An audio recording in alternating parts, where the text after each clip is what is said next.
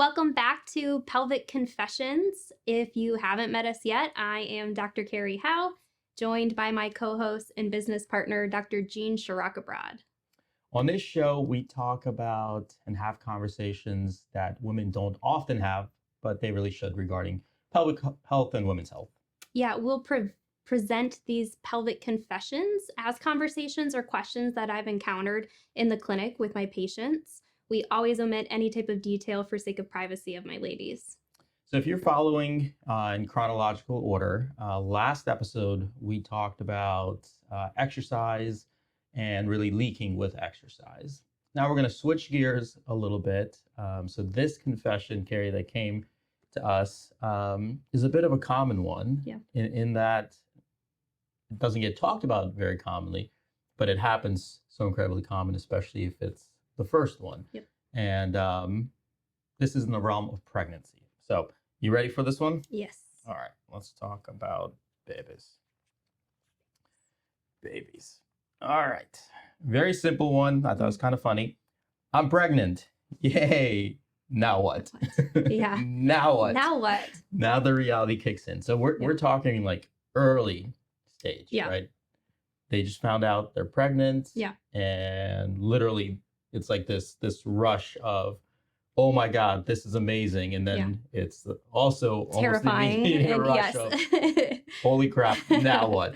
Right. So what is something you first say when somebody reaches out and says, Carrie, I'm pregnant, please help me? Yeah. First of all, congratulations. That's a good start. Right? That's a really good start. Exciting.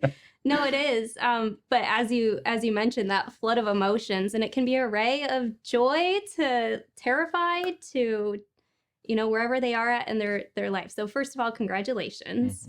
Mm-hmm. And then I really want my women to relish in their feelings and their emotions and process it. If it was unexpected, if it was planned, there can be even with the hormonals, rush of emotions coming in. So taking the time to process in whatever capacity. But then now what? The prep work. Prep work, right? And we had a conversation earlier about how a lot of times pregnancy, there's so much emphasis on the baby. Mm-hmm.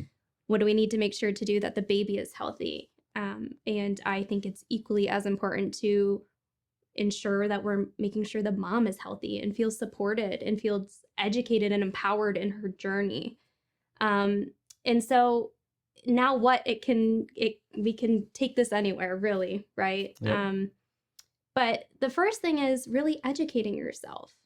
There's all sources of resources. What am I trying to say? There's a plethora of resources on the internet, on Dr. Google, but leaning into your medical providers, getting in contact with your OBGYN when you first find out. Most women are probably finding out around 6-ish weeks of pregnancy. The way that they track pregnancy is kind of odd. It's based on the first day of your last cycle. And so usually most women are finding out about 6 weeks or so and they're pregnant already. So getting in contact with your OBGYN, you're probably not going to get scheduled for your first appointment till about 8 to 12 weeks. I think that's a little surprising to women because they're so excited and nervous that they then have another 4 weeks or so before they even meet with their care team. Yeah. And so leaning into those, to that support.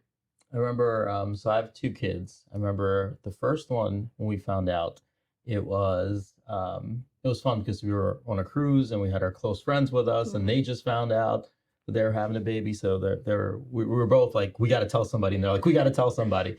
So we had somebody to relish in that joy with, and share that. But once we got home, it was truly that reality that sinks in of what's the next phase, because it's kind of like drinking from a fire hose, because you're constantly on this high. And like you said, my wife, she had an OBGYN, but not every woman has an OBGYN. So even getting that process, that search started for an OB and getting that ball rolling.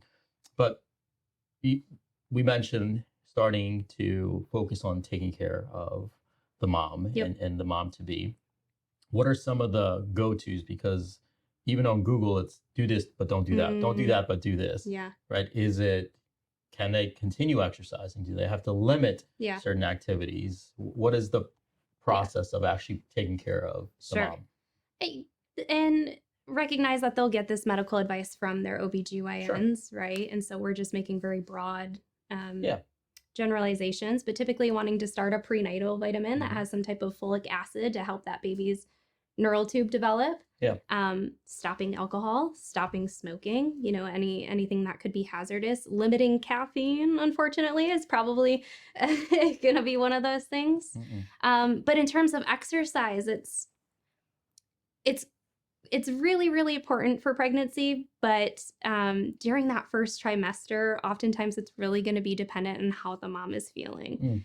And so there's a host of symptoms that women might be feeling in that first trimester, from peeing all the time to sore breasts to nausea to vomiting to insomnia. It's a range, and it's really going to be individual dependent on how they experience those things. But we are trying to encourage some type of exercise when they are feeling up and ready for it. Yeah. And this is broad strokes, right? This is general recommendations. So let's start to go from broad strokes to maybe color inside the lines a little bit and talk about pelvic physical therapy. Yeah. So those are general recommendations: prenatal vitamins, general exercise, especially if you've been exercising before. Yes. But what about actually zeroing in on the pelvic floor, right? Yeah. You have 9-ish months or so Sure. to prepare. Is there a benefit of pelvic PT in preparing the pelvic floor in any way for pregnancy or delivery? Absolutely. I'm biased because I am a pelvic physical therapist. So No. surprise, I think every woman who has a pelvis should have pelvic PT at some point in their life. But with the relevancy to pregnancy and labor and delivery, your pelvic floor is a part of your core, and it's a part of the muscles that are challenged the most and have the greatest demand during pregnancy and delivery. And unfortunately, oftentimes women aren't learning about their pelvic floor until something has happened, until something has gone wrong, or until they're symptomatic. And so that's why we have a huge proactive approach, especially during pregnancy, is because we can get a good baseline as to teaching these women how to access their pelvic floor, how to contract appropriately, how to relax appropriately.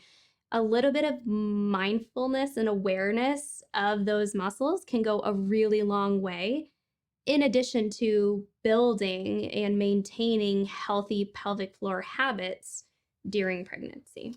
So, like if you are relatively fit and then something happens, like you get injured or you become deconditioned, and it's quicker to get back to the level of fitness when you were fit before. Sure. Is it similar with the pelvic health or pelvic floor, that if you spend that time getting stronger pelvic floor muscles, just getting it in a better even body awareness, Sure, does recovery tend to be quicker or a little bit less aggressive? I would say afterwards? Anecdotally, probably. Yeah. I don't know that there's going to be any evidence Sure. to support that, but it makes practical sense that if we've already know how to access those muscles and how to train them appropriately, that it's usually oftentimes easier than coming back from postpartum, because we already have a baseline level of a foundation or fitness, so to speak, of those muscles. So you get pregnant. Now what? You're excited. Yes. Enjoy that process. Sync up with your OB, or find an OB to sync up with. If you need recommendations and you're in the Howard County area, we can certainly help out.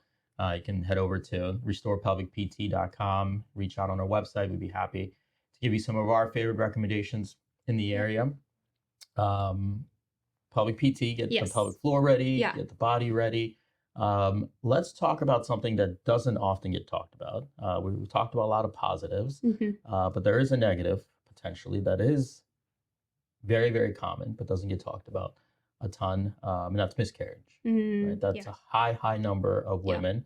My wife had a miscarriage between our first and second, and at first it was like, this is the worst thing ever. And then slowly, she told some people, like, I had one too. Yeah. And I had one too, and I had one too. And there was a shocking amount of women that had a miscarriage. Yep.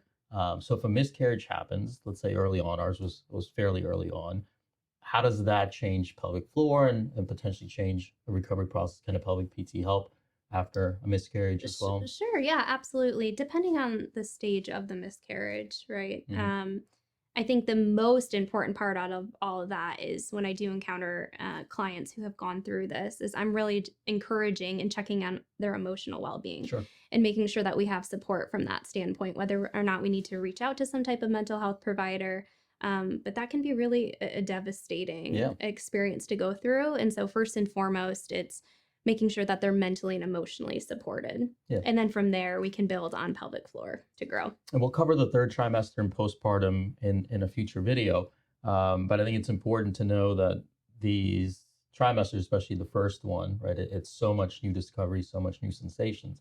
But that's the prep phase for all the hormones, right? That's kind of like the starting, off the starting blocks to change. Then body changes really start to happen in the second trimester. So I think that's important. I remember with our first one, it was just like, so when are things going to happen? Yeah. Like when's it going to happen?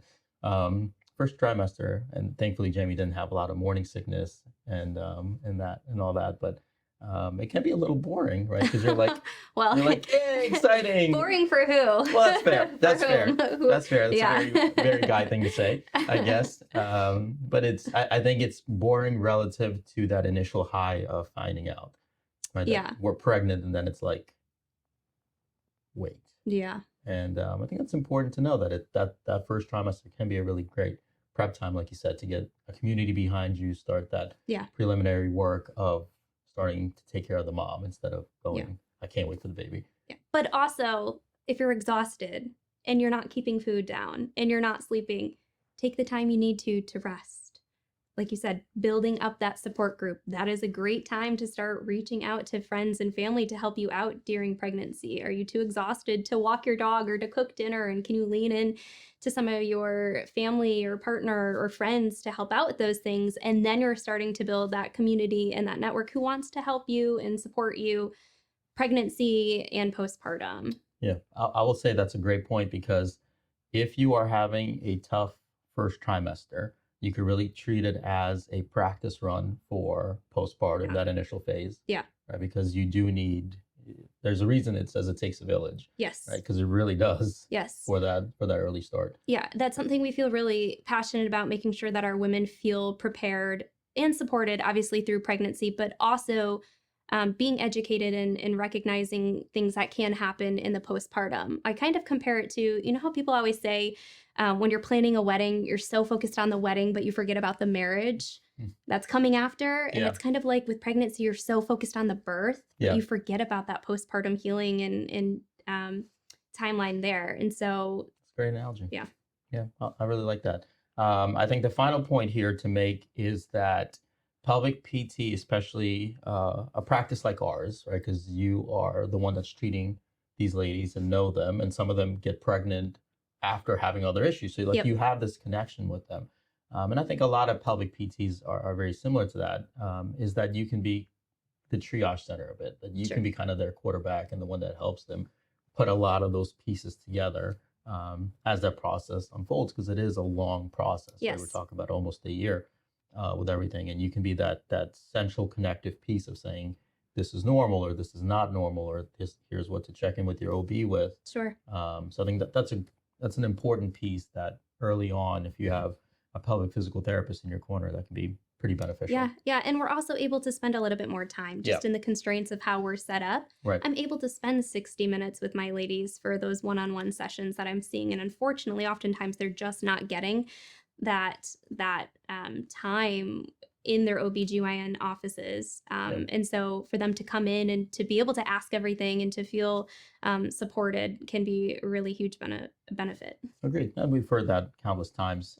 So if you are getting pregnant, or just found out that you are pregnant and you need pelvic physical therapy, you can head over to restorepelvicpt.com, book an appointment with Dr. Carey here, or just check in and give us a call and see if you have any questions. We more than happy to help guide you through that initial process, or prepare you for that process. As always, thank you for tuning in to Pelvic Confessions from Restore Pelvic Physical Therapy. Head over to Instagram at Restore Pelvic PT if you like seeing smaller snippets of the show and the future content that we have for you. And we'll catch you again on the next episode of Pelvic Confessions. Cheers. Cheers.